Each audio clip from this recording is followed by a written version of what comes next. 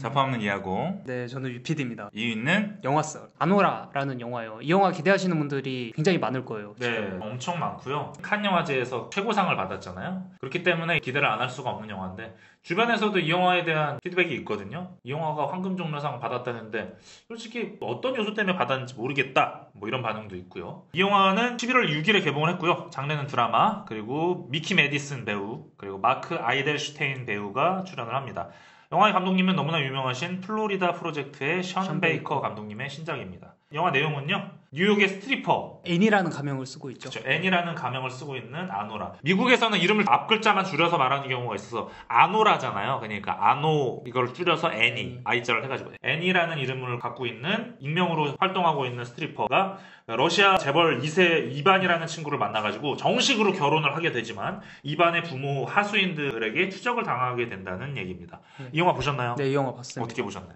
일단 굉장히 재밌게 봤고 사실 션 베이커 감독 하면은 플로리다 프로젝트라는 영화가 대표작이잖아요. 그쵸. 그 영화도 정말 좋았는데 네. 그럼 이번 영화도 그거랑 비슷할까? 네. 게다가 황금종려상을 받았다고 하니까 플로리다 프로젝트 같은 그런 영화이지 않을까라고 생각을 했었거든요. 근데 봤는데 완전히 정반대 영화여가지고, 근데 이런 스토리의 영화를 션 베이커 감독이 선보인 적이 있기는 해요. 탱저린이라는 영화였는데 아이폰으로 찍은 영화거든요. 그 영화는 트랜스젠더 여성 둘이 있는데 자기 남자친구가 바람 폈다는 걸 알게 돼가지고 자기 남자친구를 여기저기 수소문해가지고 막 쫓아다니는 거예요. 이 영화랑 어떻게 보면 구성이 똑같죠. 그 영화를 더 확장시킨 영화 같아요. 그리고 대중적으로 만든 영화지 않을까, 상업적으로 만들었다는 생각이 들고, 일반 관객 입장에서 보더라도 굉장히 재밌는 영화가 나와가지고, 이 영화가 물론 아쉬운 점도 있기는 해요. 어떤 부분이? 예를 들어서 하수인들 나오잖아요. 아르메니아 직원들이 나오는데 너무 필요 이상으로 멍청하게 그려졌다는 생각이 들거든요. 몸개그라든지 미숙한 점을 지켰으면 좋겠는데 굳이 저기서 왜 저런 말이나 행동을 하지? 좀 과하게 설정을 넣은 게 있더라고요. 그 부분이 조금 아쉬웠긴 했는데, 그걸 빼면은 션 베이커 감독이 상업적으로 한층 더 접근하기에 더 좋아진 영화가 아닌가? 그런 생각이 들더라고요. 그래서 앞으로 션 베이커 감독을 많은 사람들이 찾아보고 하는 계기가 좀 되지 않을까, 그런 좀 기대를 좀 하고 있어요. 재밌게 본 영화고 만족감 있게 봤었고. 모나리자님도 몰입감 좋았다, 연기력 좋았다, 이거 보고 플로리다 프로젝트도 어제 보셨다고. 아우, 잘하셨네요. 개인적으로 아쉬운 게 포스터. 저도 마찬가지예요. 포스터가 아쉽다는 생각이 드는 게, 포스터 보면은 미키 메디슨이 전면에 나오잖아요. 미키 메디슨 안 같아요. 근데 영화 속에서 미키 메디슨 얼굴 보면 포스터랑 전혀 다른 얼굴이거든요. 그래서 저도 포스터가 아쉽다는 생각이 들고요. 어떻게 보면 인도 여성 같은 느낌도 들거든요. 영화 속 이미지랑 너무 달라서 그런 측면에서 저도 아쉽다는 생각이 들긴 합니다. 이 영화에 대한 한 줄 평이랑 별점을 말씀드릴게요. 네. 아노라에 대한 제 별점은 별 4개입니다. 별 4개고요. 이 영화에 대한 한 줄 평은 별점 숫자와는 반대로 단점입니다. 이 영화 속에서 가장 하청인 이고르라는 캐릭터가 나와요. 네. 이 영화의 한 줄 평은, 이고르 덕분에 관객은 목격을 할 수 있었지만 개인적으로는 이고르 때문에 몰입이 깨지는 아이러니 라고 적었거든요. 왜 이렇게 적었냐면, 이고르만 비현실적으로 보여요.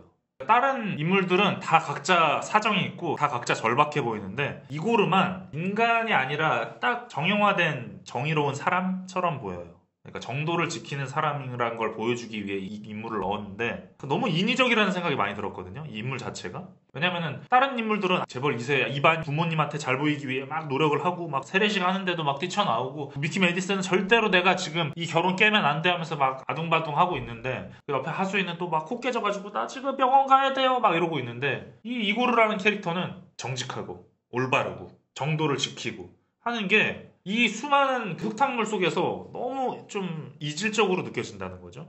이 영화의 주제적인 측면에서는 맞거든요. 이고르라는 캐릭터를 통해서 관객들은 아노라라는 인물이 어떤 상황과 어떤 부당한 대우를 받고 있는지를 목격하게 된다는 측면에서는 훌륭하고, 이 영화의 엔딩이 올해 최고의 엔딩이라고 말하는 사람도 그쵸. 있을 정도예요.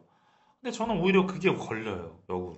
주제를 위한 주제라고 해야 되나? 주제를 강조하기 위해 인위적으로 이 인물을 넣었다는 느낌이 너무 들어가지고, 그래서 너무 교훈적인 느낌이. 그래가지고 이 영화를 많은 사람들이 접근을 하지 않을까라는 생각이 들어요. 맞아요. 이고르라는 캐릭터가 이 영화에서 의도적으로 그렇게 위치를 지정을 해놨다고 보거든요. 맞아요. 어떻게 보면 이고르가 관객의 위치라고도 볼 수 있어요. 맞아요. 네. 그렇기 때문에 많은 관객들이 이 영화를 좋아할 것 같고, 황금종려상 받았는데 왜 받았어? 왜 받았어? 그런 얘기 좀 많긴 네, 하더라고요. 왜냐면은 뭔가 엄청난 주제의식이라던가 엄청난 반전을 보여준다던가 엄청난 예술성을 보여준다고. 엄청난 그게 없잖아요. 왜 황금종려상을 받았을까?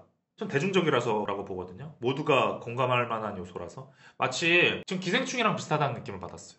이 영화를 좋아하시는 분들 많이 있을 것 같거든요. 황금종려상 받을 때 종류는 두 가지라고 보거든요. 기생충 같은 영화, 아노라 같은 영화처럼 모두가 공감할 수 있는 통속적인 부분들이 있다는 거, 그런 게 황금종려상을 받거나 아니면 아예 극단으로 가는 거, 티탄이라던가 슬픔의 삼각형이라던가 그런 종류가 오히려 완전 극단적으로 가서 오 해서 두 종류가 있다고 보는데, 아노라는 기생충이랑 같은 결이라고 봐요.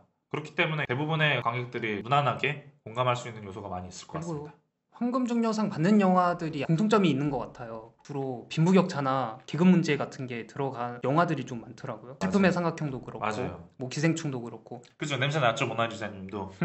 그럼에도 좋았어요. 맞아요. 그럼에도 불구하고 저도 좋았어요. 네. 제가 이 영화 평 중에 그분 인상적이거든요. 이 영화 솔직히 뭐 그렇게까지 좋진 않더라고요 하면서 두 번 볼 이유는 없겠다 하고 집에 누워서 이불을 딱 덮었는데 자꾸 생각난대요. 그래서 결국 2회차 하게 됐다. 뭐 이런 평을 봤거든요. 저도 비슷한 마음인 것 같아요. 모나리자님도 비슷한 마음인 것 같고요. 그리고 이 영화로 지금 미키 메디슨이 아카데미 여우주연상 후보 1순위에 올랐거든요. 아 그래요? 네. 지금? 지금 양 기자님이 정보로 알려주신 건데, 아, 현지 반응도 좀 그런가 보네요. 네, 현지 반응에서도 그러니까 원래 그 정도가 아니었다가 네. 그때 양 기자님 방송하면서 검색을 했을 때 1위로 올라갔대요, 최근에. 네네. 그래서 와, 지금 미키 메디슨이라는 배우가 진짜로 신데렐라가 되겠구나 라는 생각이 들었고요. 여기서 미키 메디슨 연기 너무 좋죠. 그렇기 때문에 충분히 그럴 자격이 있다고 봅니다. 백덤블링? 백덤블링. 첫 관계 때 침대에서. 이 영화로 미키 메디슨 팬 됐어요. 공감합니다. 저도 마찬가지로 미키 좋아하시는 메디슨, 분들 많이 생겼을 네, 거예요. 너무 매력적으로 나오죠. 근데 영화의 노출이 너무 심해서 와, 이거 진짜 연기하기 쉽지 않았겠다라는 생각이 들긴 하는데, 그거랑 상관없이 이 영화 보고 모나리자님처럼 팬 되시는 분들 많이 있을 것 같아요. 네. 앞으로도 자주 영화에서 많이 봤으면 좋겠네요.